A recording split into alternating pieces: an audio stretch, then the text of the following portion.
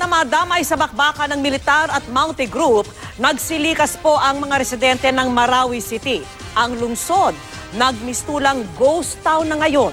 At nakatutok live si Emil Sumangil. Emil.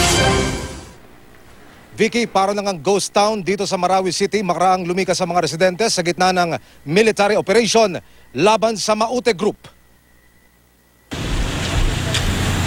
Tukod pa rin ang daloy ng trapiko papasok sa Marawi City. Punuan ng tao at halos walang bakante sa bawat sasakyang aming masalubong. Bakas sa kanilang mga mukha ang labis na pagkabahala. Ha? Bakit? Ano ang balita? Okay. Sige, ingat kayo. Ingat kayo. Dahil sa mga gira dyan sa Lanadun Sur. Ano po ba ang sitwasyon doon? Mga ISIS po. Sinulog nila yung mga school at saka sa jail. Okay, sige. Ingat po kayo, ma'am. Opo. Sir, ingat po. Kayo din. Ma'am, sir. Kayo Thank you. din. Ganito ang sitwasyon sa highway palabas ng Marawi City. Tad-tad na mga checkpoint. Panay naman ang lipad sa ibabaw ng mga military chopper. Kabilang sa mga nagmamadaling lumikas ang grupo ng mga nurse na kasama raw na hostage ng Maute Group nang kubkubin nila ang Amay Pakpak Medical Center kagabi. Madalian kaya't hindi na nila naidetalye ang pangyayari pero kanilang naikwento kung paano sila nakatakas mula sa grupong ito. Kami yung na-interrupt doon kanina pero ngayon sa ngayon naman nawala na yung mga... Paano kayo nakaligtas? Yung pagkawala po nung mga dun sa labas, doon, dahil po namin pinalabas yung mga pasyente. So mga hospital staff po kayo?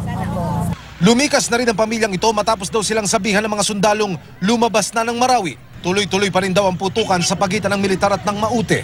Bahala na raw magkwento ang video na ito na ipinadala naman sa amin ng isang source.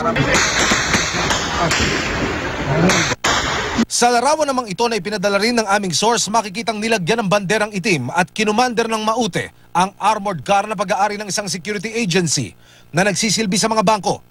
Tinayuan din ng Maute ng banderang itim sa kuwang ito ang isang gusali sa sentro ng Marawi. Alas 4 ng hapon pagpasok namin sa Marawi City, ito na ang tumambad sa amin. Mistulang ghost town ng syudad, may mga roadblock na gawa sa sunog na troso at basyo ng bote papunta sa Dansalan College. Sa di kalayuan sa waiting shed, ilang lalaking nakaitim ang nakita namin. Balik ka na tayo, bakit? Sige. Balik ka. Bumabalik po tayo at hindi natin sure kung clear yung area na yun. Pero ayon sa AFP, kontrolado nila ang sitwasyon, maya't maya ang pagpasok ng mga sundalot, military vehicles sa Marawi City hanggang sa mga oras na ito. Nagdeklara na ng Red Alert ang DSWD sa gitna ng mga pangyayari dito sa Marawi. Nanawagan naman sila sa publiko na maging kalmado. Vicky. Maraming salamat sa iyo, Emil Sumangil.